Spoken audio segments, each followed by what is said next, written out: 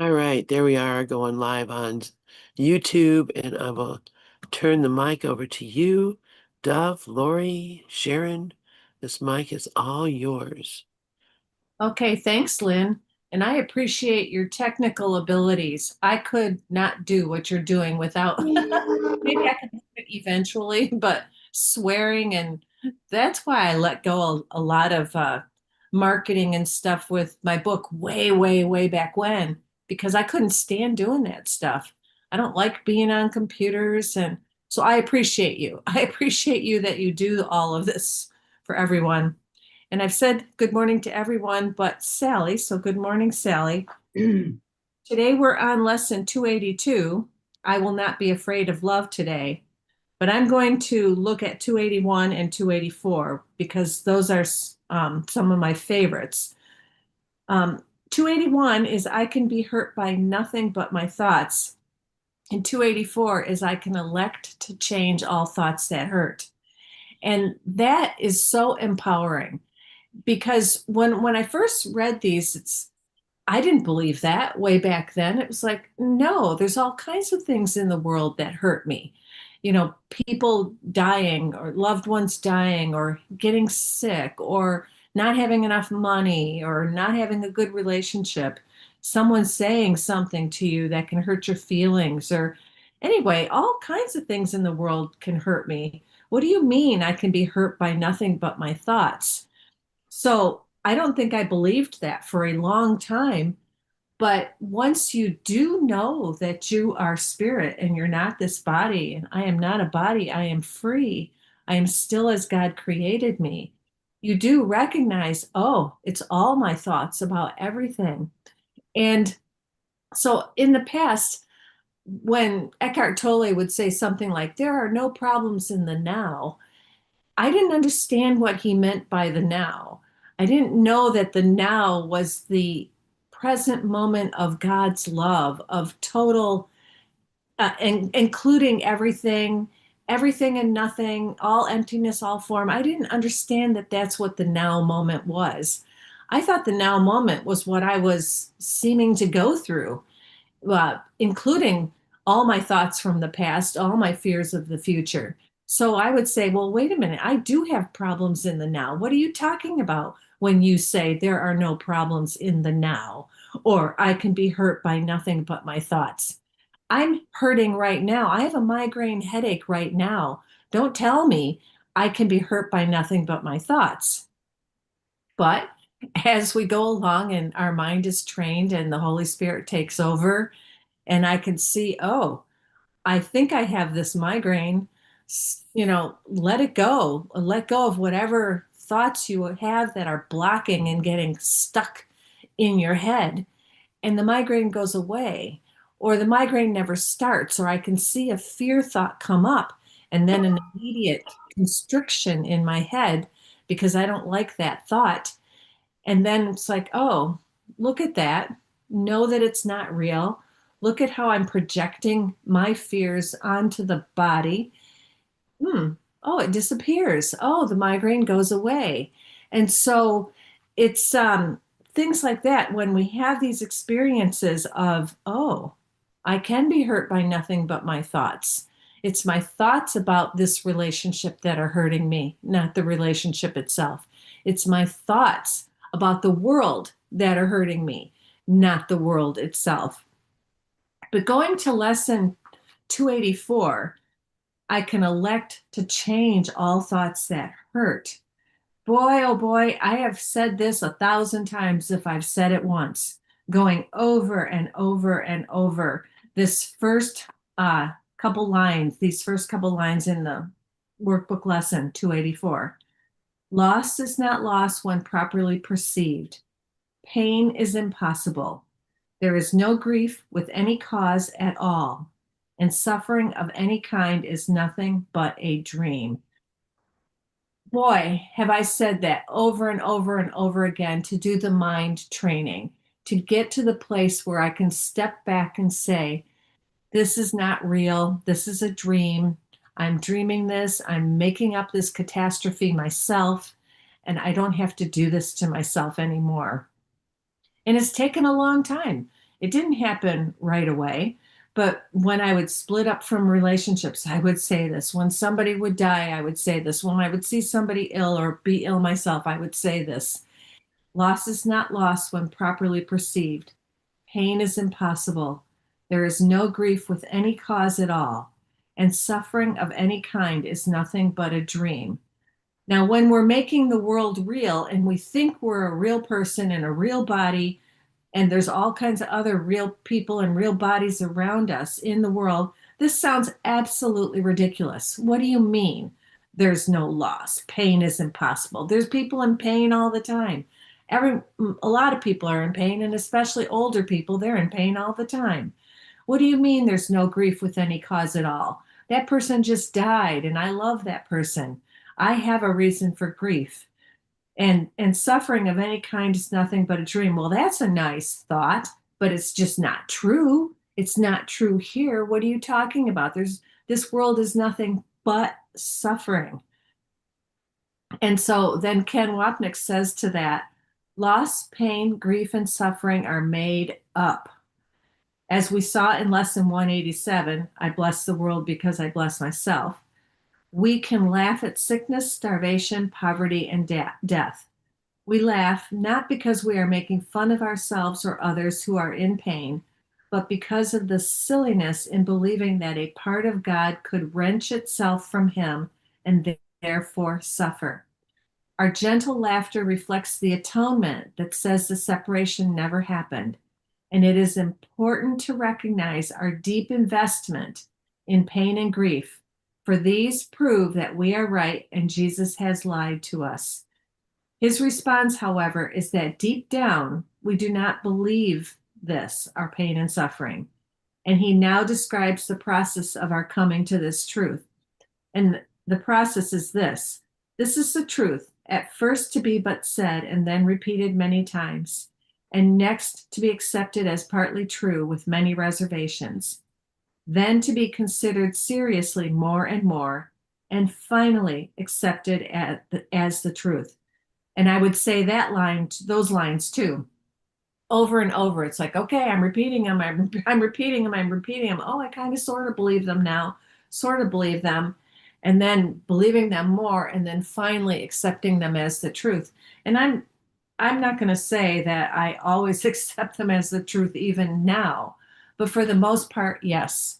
For the most part, looking on the ways that I see the world, and I'm so grateful. I am so grateful for all of you guys, all of my mighty companions, for ACIM Gather for A Course in Miracles, because I don't think I could survive this world without this, without knowing that God's love is true and nothing else is true, without knowing that it's all a dream that I'm projecting.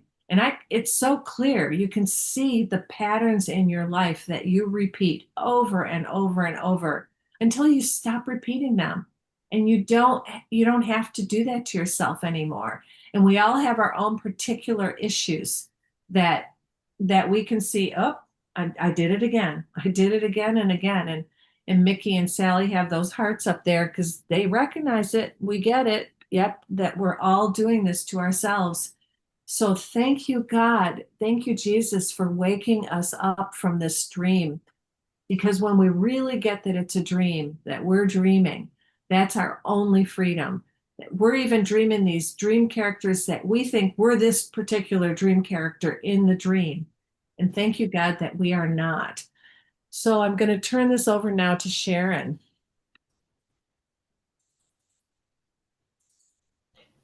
Hi, everyone. In Pennsylvania today, in Altoona, it is cold. We got up to frost. It was like 30 degrees. And I just wanted to live in my bed after that, under my electric blanket, to warm the body that doesn't exist. How about that one? And the thing about creature comforts is there's nothing wrong with that, because the body is just a communication device. And to treat it well is exactly what I do now, or not always, because when I'm not paying attention, I'm forgetting how important everything is here. that everything is alive. Everything is alive. And what do I mean by that? Well, when I see, that even like an inanimate object is also alive, because the aliveness is coming from the Christ, and the Christ consciousness is living through everything here. And it's so comforting to have A Course in Miracles to rely on, because at this time in my life, I would be certifiably insane with what is going on in the outer picture. And I can turn it off like a television show now. The thing is, what I have seen is the attraction to the guilt. And why is that? Well, let me read about I will not be afraid of love today. The fear of redemption, which teaches that our real fear is not of the crucifixion, but of redemption. And this is Ken Wapnick. Our fear is not what the world will do to hurt us, but the fact that there is no world. And this consciousness goes very deep, deep, deep, deep. And as the layers unfold, I see that there is a fear of love. It's a fear of God, because of the idea that we actually separated. We actually think that we hurt the very essence that lives us. So we really had a misidentification. And the comfort of being the character is really the attraction to guilt, except when I want to get under my electric blanket because it's just soothing. And I love those creature comforts. And I know the Course will say, like, you just want to be, we don't want to come out of our little shell because we're guilty, right? So, I would be crazy because I care deeply about people. And it's hard for me to understand the hatred that is going on. But when I join with it, it's my hatred. I hate myself or my mind, right? Because it's only mind that we are. We are not these bodies. The body's a communication device that Source uses, but it's not. We're everything. We're everything all the time. So our fear is not what the world will do to hurt us, but the fact that there is no world.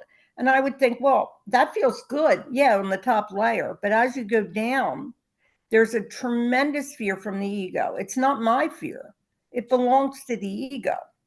And if I just realize that I'm the light that's watching it all, I can then, because if you stay as character, if I stay as the character, I'm going to always come up, I'm always going to come out up short, because there's nothing here but a problem. The ego is a thinking machine. The mind is a thinking machine. It can't not think. The thinking mind is just that. But it creates problem after problem. And these are the habits that I would listen to that were unconscious all the time. And so, to say there's no me, now I'm seeing more and more how there is a fear of no me. Because, of course, the ego will come up with a question like, well, wait a minute, you've been here for 70 years. You must know you're a body. Come on, your body hurts, blah, blah, blah. Well, we have a higher self that knows that this is nothing, that it's a virtual reality. So it's like, no wonder, he says, this means there's no me, but only God and Christ, in whom no individual identity can exist. Now, look at what I'd be giving up today. My mind would give up that I am God. I am the Christ consciousness. The other night, Lynn played Wayne Dyer, and it was about I am God. But I listened to a lot of things from Carl Jung, too. And, what he had was a direct video on the fact that I'm alone. And what does that mean? My mind doesn't have people in it. It has projections. It has projections of the one idea that we divided ourselves. And, to try to make the world and put whipped cream on poop by saying, well, they're just this, they're just that. I think the most important thing is to exit it and not try to make it look so good. And, it's another way to bypass and to really tell the truth.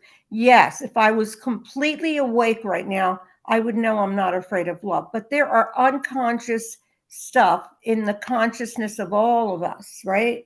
So this means there's no me. And, Ken would stress this more than anything else. You're afraid. Now, I want to say that I have been reading his book, Ken Wapnick's A Symphony of Love. And it's really something, if you're a Ken Wapnick student, you would benefit from, because you get to see exactly how his life unfolded. And, I know now, and Rafi shares this a lot, that it's always been God, right? When I really look about the things that happened, I felt a presence here. Even when I was like young, I felt a presence when I got lost on the boardwalk. I felt a presence when I was a little girl then. But I had different periods of life. There was something here that seemed to make the character feel safe, even then. And you can actually see this happen as the awakening is now progressing, right? The shift I had was in 21, but the little shifts I'm getting, and sometimes I see, like, I am very attracted still to guilt, right? Because I have to admit that to move past it. And I have to say to Jesus, and this is what I loved about what Ken was saying in his book, it was a gradual process. He grew up Jewish, and then he wanted to expand that, and he was guided. Basically, God, he felt, was always there. This is what he's saying in the book. I know when he teaches, he said, well, God doesn't know you're here, but there's different ways of saying the same thing, because he's saying in this book, a love, that he was a symphony of love. This man was chosen, as we all are, to live our part. But I really recommend it. It's wordy because he's long-winded and brilliant, and he is a scholar. And but I love him. I love his love for God. I mean, when John Mundy met him, and this is in The Journey Without Distance, he Ken had no furniture. He had a bed. He meditated. He wanted his whole life, every part of his life, Source made clear that he was going to teach this phenomenal book. And he also has something that I think most of us would benefit from. We all know true compassion is when you know that we're not here. But he had compassion on the level of the world for people that were trying to rush this process. Because that's the ego. The ego wants to be the best course student. It wants to know the most, and it wants to do what it always does, to just compete. Source doesn't do that. It sees everything equal. Everything that comes to us, because we're not really there. We're our spirit. We have a bodysuit, and the bodysuit is just like a Halloween costume. Some of us have made it more, we've paid more attention to it. Some of us have neglected that bodysuit. But all in all, it means nothing. And that's what I'm teaching myself today. It's important to admit, like, okay, if I was completely without ego, which I don't know if that happens anyway, because it hasn't happened here, but I've had I live, the awareness is alive in me, and that happened a couple years ago, but the underbelly of the ego is still there.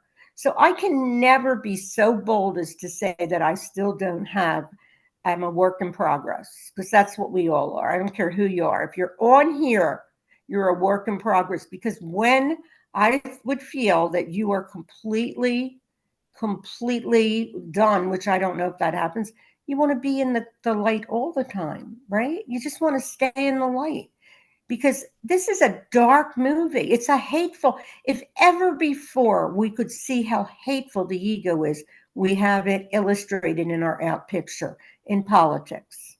It is, and it's always about scapegoating too. And to say one is right or one is wrong, they're playing a part. They're each playing a part.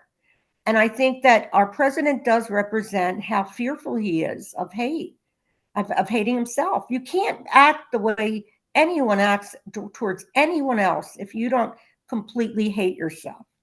Because love only knows to love, right?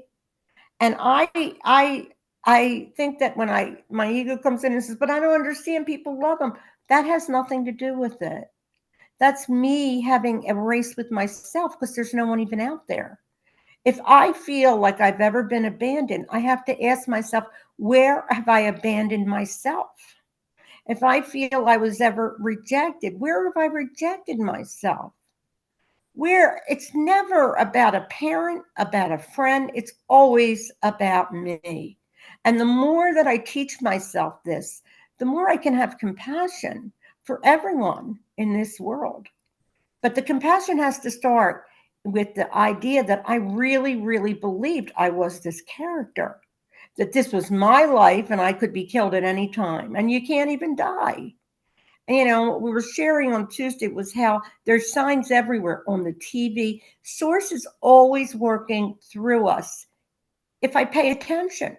But when I tell Jesus, I am scared, it really works. It works because you're telling the truth to your one true self. Jesus is not Jesus of the story. Jesus is the thought of love, perfect love. You can use Jesus, you can use anything to just say perfect love is here. Now, remember, it's just a reflection because we are still we never left source, right? We're in the mind no matter where we are. So, he's saying, really, no wonder we're afraid of love. Choosing love is choosing against our little self, our little me. And you know what? Sometimes there's comfort in realizing that you are fearful because then you're telling the truth to yourself. You can't be mad and say, "Oh, I love myself, but I can't stand them," because everybody in the outer picture is a projection of what I'm hiding, right? If it's a problem. So if I could realize what this today, salvation would be reached for all the world. If I could realize I'm afraid of love and this fear is a choice, the world would be saved. That's exactly what I've been doing. And to really be ready and have that readiness to really convict, make a conviction like Ken did, that is a slow process. His started very, very young. I would say he was a kid and he already had this. But in this book, he's growing into it. And he slowly but surely, he went to a parochial Jewish school. And then he wasn't getting fed anymore. So he moved on to Christianity. And this was because there's no difference in these two religions. I don't think that a lot of people realize that, And I watch, my siblings who, they're rooted in Judaism, are upset that people are mad at Israel. Well, I can understand all of it because anything that's violent is just something to be upset about. But they said to me, basically, we are the chosen, and that is BS. We are all God. There's nothing chosen here. We have to own it. And I think it's like because of all the guilt and the downloading and the religion that we are praying to something that's not outside of ourselves, when in fact, that's who we really are. In a dream, it's ephemeral. It goes and it comes and it goes, but it feels real. Why wouldn't it? We're the I am. So that's why the reality feels like that. So he's saying, if I could realize I'm afraid of love and this fear is a choice, the world would be saved. This lesson, therefore, is also about choice. All pain comes from choosing to push away the love of Jesus, and behind him is the perfect unity of God's love. I push away as well. And that is just something to root myself in and to tell the truth, to be great and think, oh, I'm really, really like, advanced or whatever you want to say. That's pretty much giving the ego more to chew on. There's nothing here that's not equal. Even the inanimate objects, they're alive, they're equal.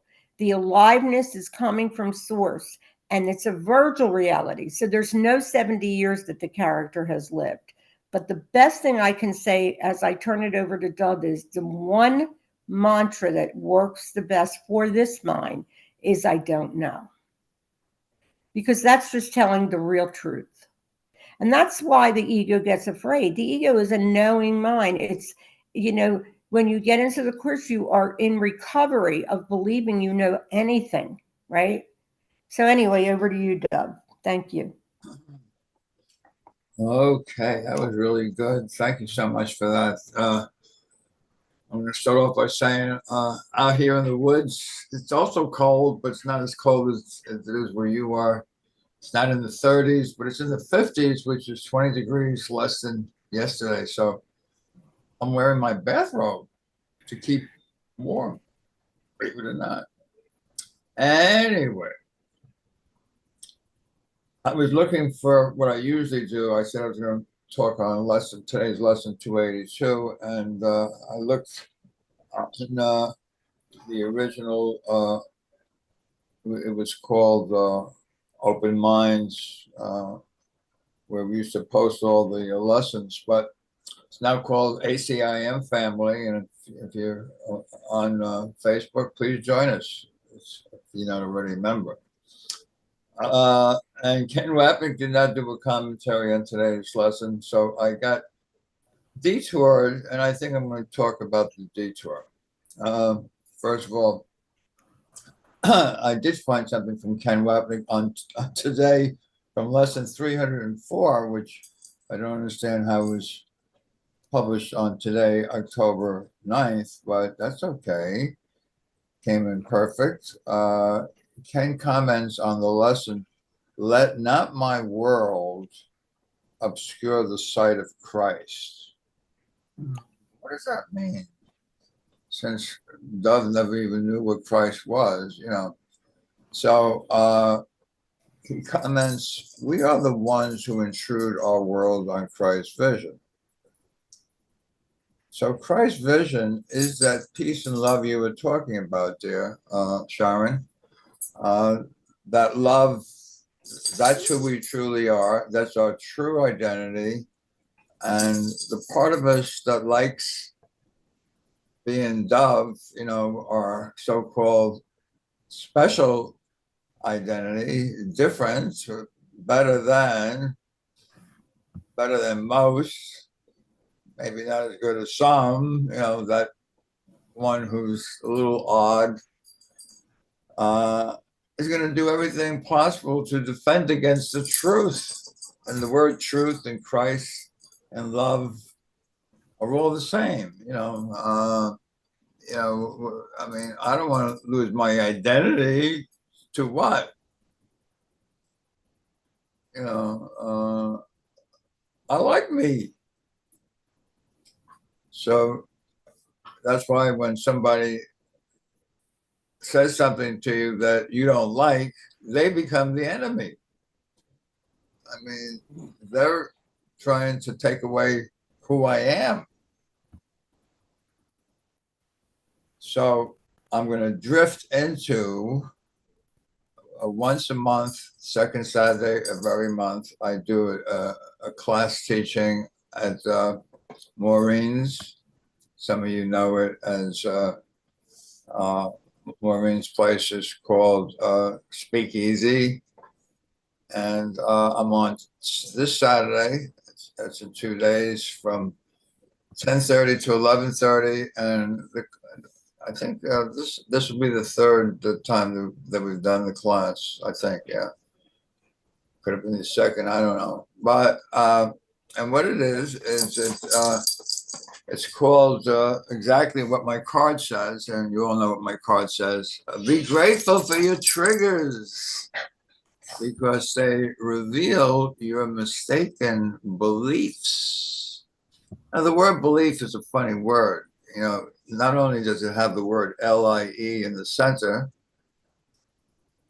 but it's also true about everything in this world. This world is a belief system. That's all it is. It's a belief system. Like we're talking about the Jewish religion or the Christian religion. Religion is a belief. Religion is a belief. The people that started these religions, they didn't know, like Jesus didn't know about the word Christian, which Lynn pointed out Tuesday. I mean, the world is crazy upside down. So as it turned out, I saw a couple of things that might be helpful here. Let's see if I can find. I think you all kind of saw them. The first one,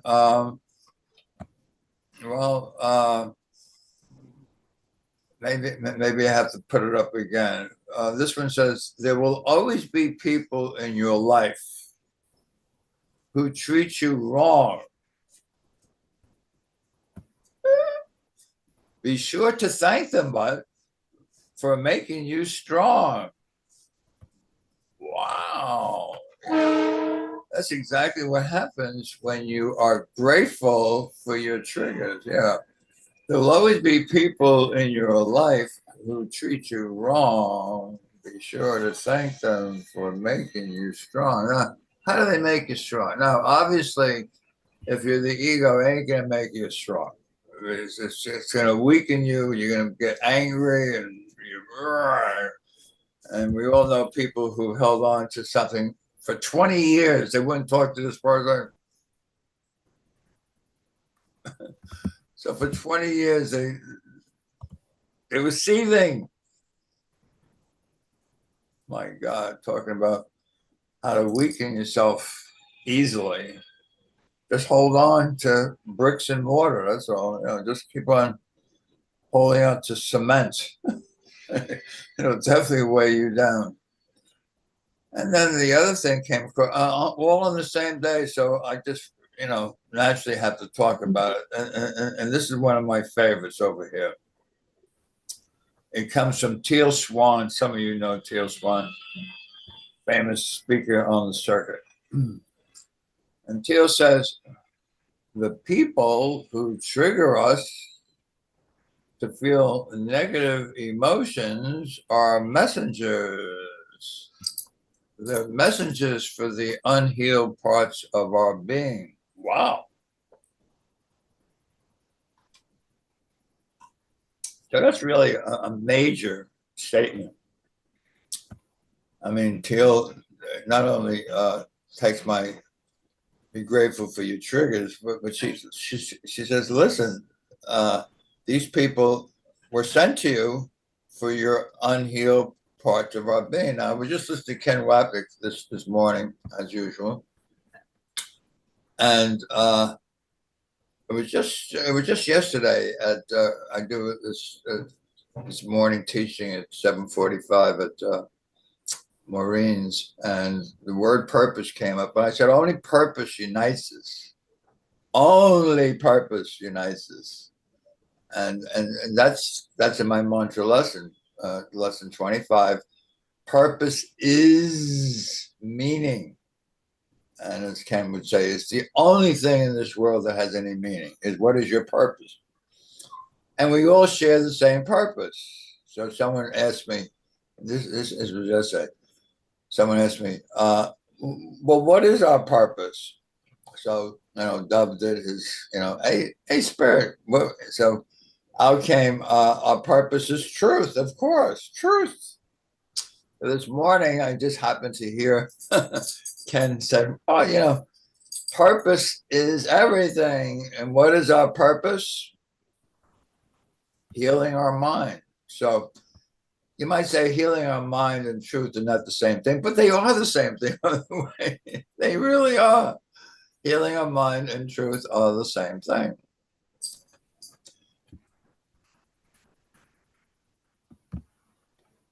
So I'm going to mention that this Saturday, as kind of a free advertisement, all are invited to my session at 10:30. If you need just ask me for it. I'll give you the link. It's the link to Speakeasy, and it's a place where we take a look at the people in our lives that have caused us problems, I found myself just this morning, I'm talking about today, this morning, and it happened to get picked up because I record Ken every single morning. Most of you know that. And this person calls up, and I know she calls up to ask for money. Would you believe that? Said, I don't want to talk to you anymore. She says, why are you mad at me? I said, I'm not mad.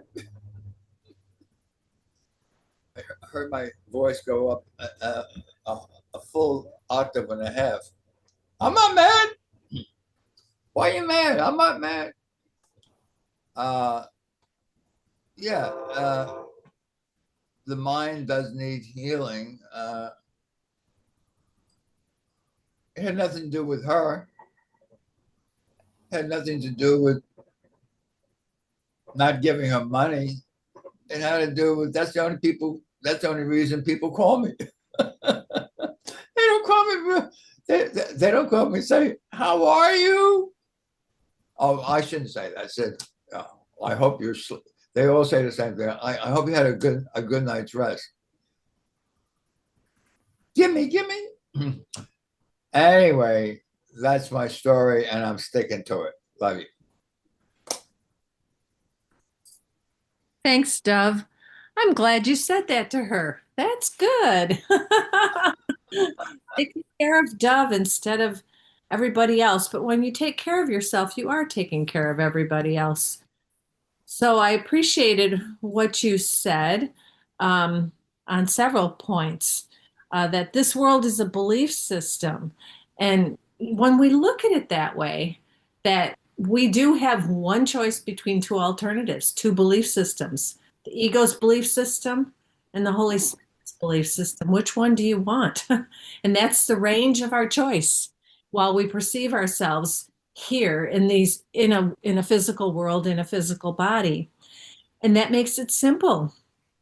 We keep coming back to that. We have one choice between two alternatives. So thank you, Jesus, for pointing that out to us over and over and over.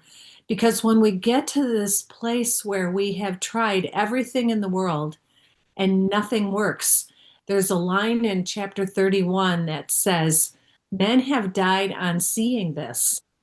Sometimes killing themselves, sometimes by getting cancer or whatever, when they realize there's nothing in the world that will make you happy or will work.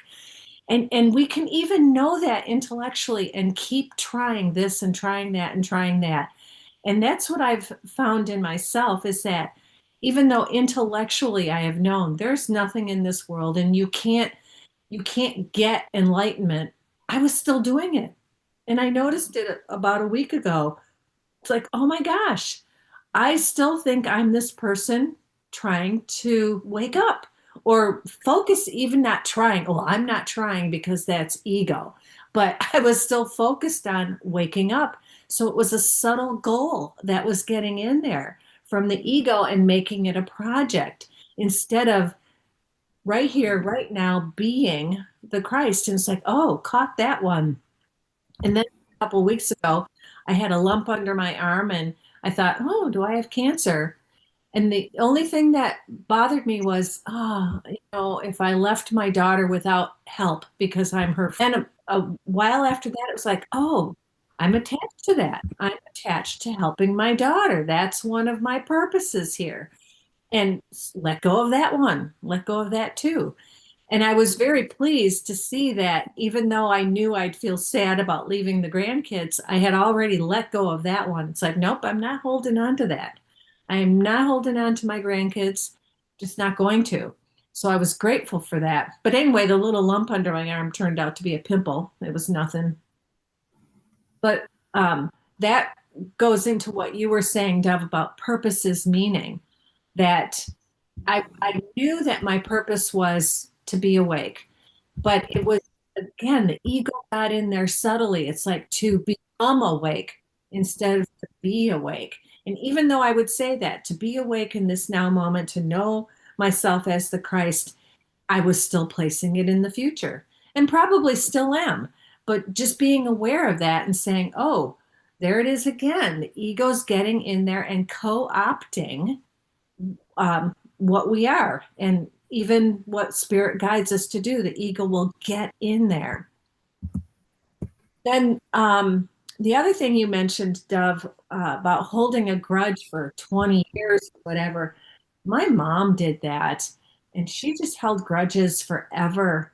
And it's so sad because she was a tight, restricted person even until she died, and even after she died, because it was so funny because I have a very close friend who's a psychic, and one time I was talking to her about something else, and she goes, "Oh, your mom's coming in." And I asked her to ask my mom if she had reconciled with my dad, who she hated until she died. I mean, they got divorced when I was 17, and she hated him for 50 years. And I also asked her if she had connected or reconnected with the baby that she lost, and felt healed about that. Well, when she started talking, asking my mom these things, my mom started getting real crazy and weird and and it was whoa. Um, because prior to that, my mom had been talking from her higher self and saying very loving things. And as soon as these questions were asked, she went into ego. And my girlfriend said, "Well, this is really weird. I've never had this with anyone." She goes, "I had to tell her, calm down, get back into your higher self, because this is your ego self." So it's like, well, I guess my mom still is not healed, or wherever she is, or whatever she is in the ethers, in the astral plane, or where, whatever. I don't even know about those things. But I had hoped my mom, once she dropped her body, would be healed, and apparently not yet. Or maybe it's me that's not healed because I'm seeing it and it's my projection. I don't know. Whatever it is, I thought that was strange. But yeah, holding grudges doesn't work. And getting to what you had said, Sharon, you had said a couple times, by this time I'd be certifiably insane. I have felt that same way, that if I didn't have the course, I would be insane, in a mental hospital, in a group home, on drugs, or dead, um, because that was the path I was taking. And in terms of like what we create ourselves, a lot of my lessons have been around that, um, fear of being called crazy. I have not felt crazy myself. I think the world is crazy. And of course, I'm projecting it onto them. But of course, we are all crazy because we're lying to ourselves about what we are. We're lying. And that's why we feel guilty. It's like, where you had mentioned, where have I abandoned myself? We abandon ourselves every moment that we think that we are dream characters instead of the Christ self that we were created as. So we're always abandoning ourselves, and that makes us crazy. And so I'm the same as you on that. That I, by this time in my life, and my mom, she cracked. Well, how old was she when I was 17? So she was in her late 40s or early 50s when she cracked and went insane, and didn't really recover from it very much. But it builds up and builds up and builds up. So if I didn't have the course with the things that have happened in over the lifetime, and if I was still holding on to those, oh my God. I mean, I was crazy going through them, or just crazy in a lot of suffering and a lot of pain while they were happening. And I'm so grateful to be able to look back and go, that was a dream, and I can see how I brought that on myself.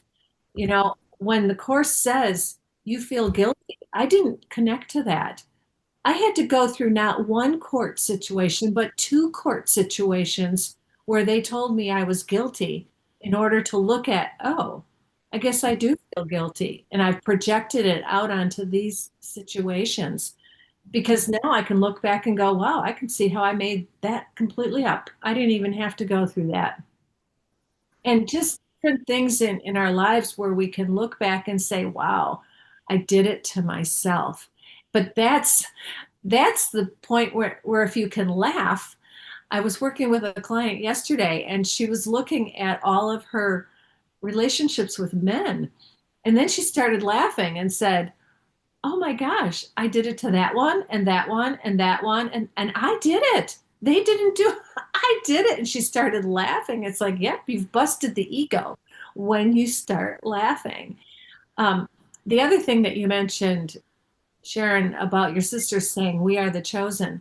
I've had a number of Jewish friends over my lifetime, and all of my Jewish friends, none of them believe that about we are the chosen. They all feel that it's like, oh, please, you know, please.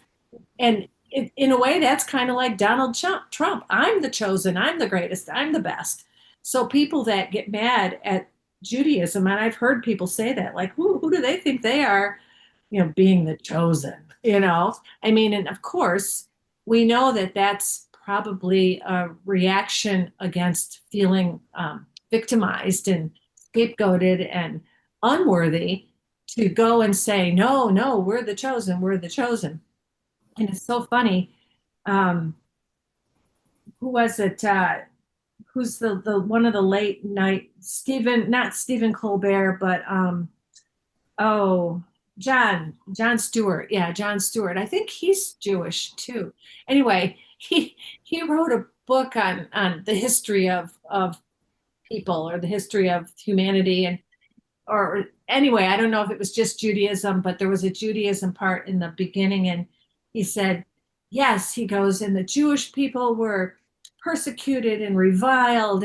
But then they made a covenant with God so that they would be protected and nothing bad ever happened to them again. That's a fairy tale. Yeah. So anyway, so with that, I'm just going to turn this back over to you, Sharon.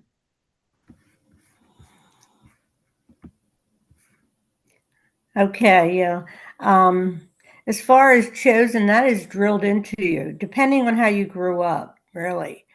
I always had like a big question mark about all religion because it didn't make sense. If there's only one God and we all praise God in our own way, it's separation. There can't be religion. Judaism is a beautiful, beautiful, beautiful religion. It has the most beautiful prayers.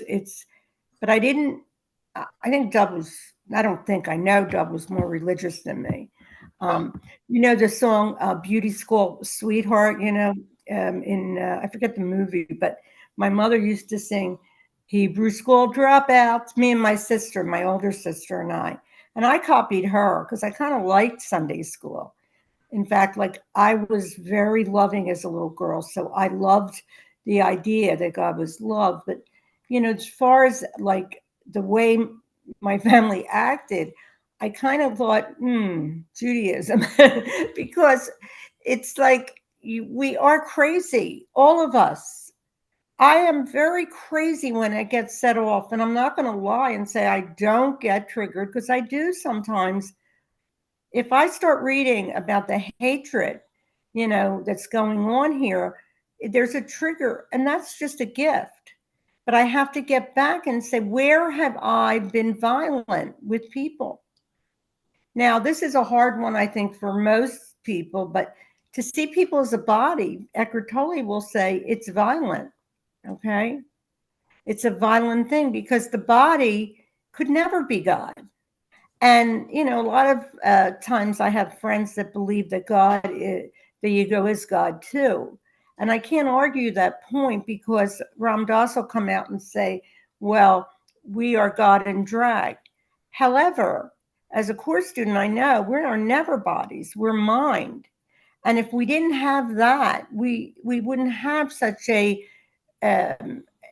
know, a Course in Miracles that is so radical. It's the most radical teaching out there. I've never seen a teaching yet, and I have looked at many, not all, but a lot, where the body is, you know, it gives us a way completely to transcend the body in so many ways. But the vigilance doesn't necessarily get you there. There's also the harmony of the oneness, because the oneness has picked all of it. There's nothing special. And really, to just talk about, I think I heard this a lot in some of the groups that I've been in where they call themselves enlightened. And even that's ridiculous, because anybody who says that is still coming from the mind of the ego, because it's a specialness. The human logic, and I see Robert had just written that, human logic is really distorted. It's not, I'm going to say this, there's some tools here in this planet that help. For me, it was psychology. I am a lover of psychology, and that's why I was drawn to the Course in Miracles, because I really had, I really had an idea, even as a young person in my 20s, that we are supposed to be happy, and I knew in my heart, and it's not like this book completely wakes us up. I think the knower has always, well, I don't think it, the knower's always here, even when you're in the ego. I love the way Keith Kavanaugh teaches, because he will say there's nothing wrong with thought as long as you know they're not your thoughts. Because your thoughts really are no thoughts. There's no thought in God. It's silence. That is who we are. And of course I want people to be treated fairly. But that's also putting whipped cream on poop, because the ego is an attack on the very thing that we all are, perfection. So, Ken is saying, if I could realize I'm afraid of love and this fear is a choice, the world would be safe. Because when you own it, when you own anything, like, if I say, this is, there was a set off yesterday that I saw, you know, which is really junk food to watch what they're doing in politics, because it's a repeat. It's tricky because one day they'll say this is what he's doing next, and this is what he's doing next, and now he's assaulting this. And there is no democracy unless you see equality, right? And that would only happen when we're in source consciousness, when we are the unchangeable, because otherwise all of it is a bunch of poop. You can't be in a thinking mind and not criticize. The thinking mind is a thinking machine. And I am going to admit that I do fall down the rabbit hole. The emotional character I played will say, "What? What's he done?" Like that. And it might sound like I really have lost the truth, but you can't lose the truth. Because the truth is really right here, right now. There is nothing to get, and you are everything. And if the body hurts, so be it. What I found is, a lot of my, I remember, talking about fibro and chronic fatigue and how it has been in remission. Well, it has come out more lately in different ways, coming up again from whatever it is, remission or whatever. And I get to watch how the ego loves it.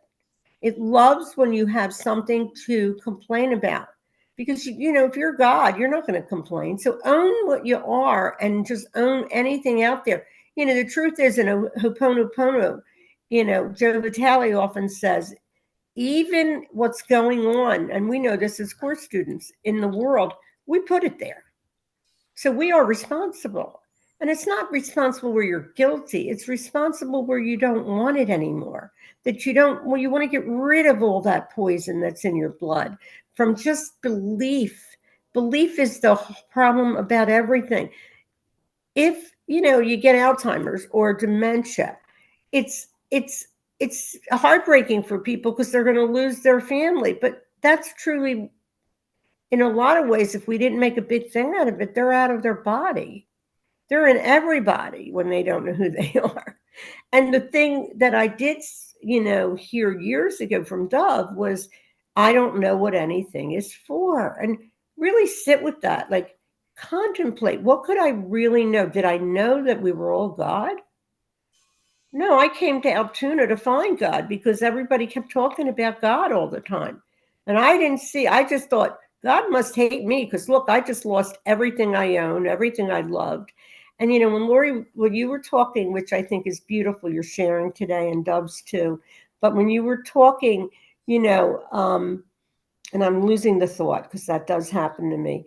You just about the fact that this world is at a point now where it's an illustration of the mind of the ego.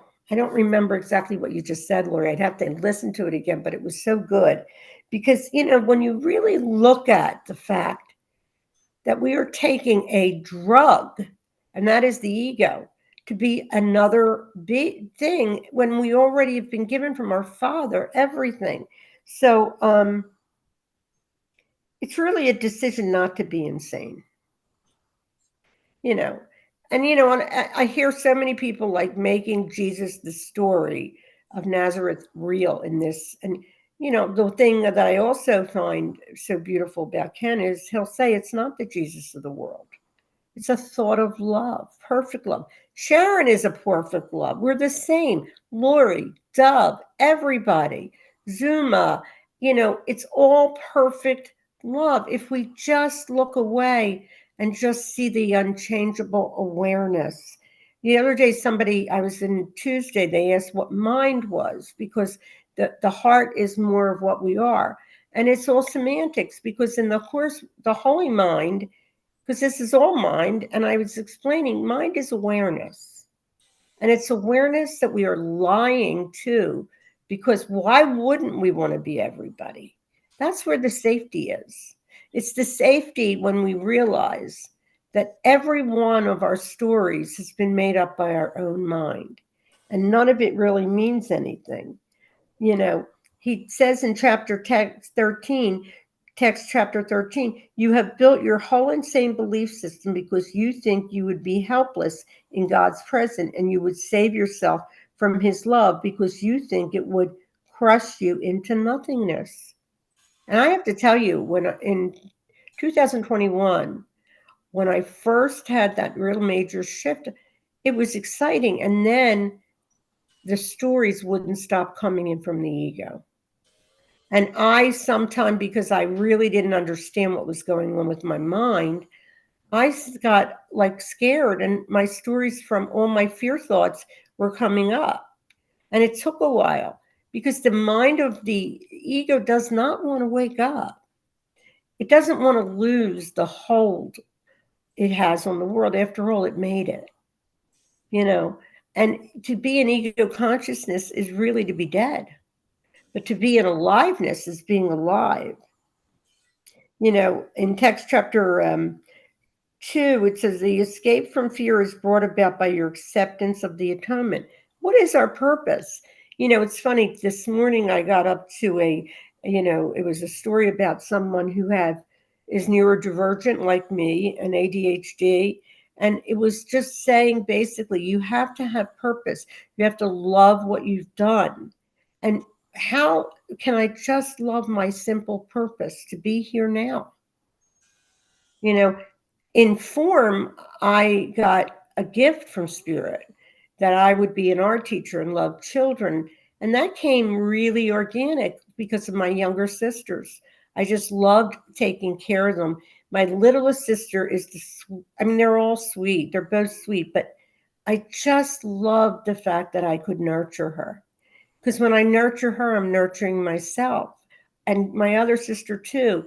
It was so fun to have two little sisters. And today it's a gift because they're just wonderful. The fact that they believe that we're chosen, the fact that they believe that they were chosen because they're innocent of that. That's what they were taught. And, if you don't have a teaching like this, you're going to believe what you were taught. I kind of got out of that really quick because, the whole idea that any of us are any different from anyone else is all made up, right? So we have one thing for our purpose: to accept the atonement for ourselves, and to do it with the grace that's here, because grace is all that's here. And with that, I want to say that thank you, Laura. You were wonderful today, and so were you, Dove. And maybe over to you. Oh my God, I talked longer than 9:30. I am so sorry, Zuma. All right, I didn't see. Thanks.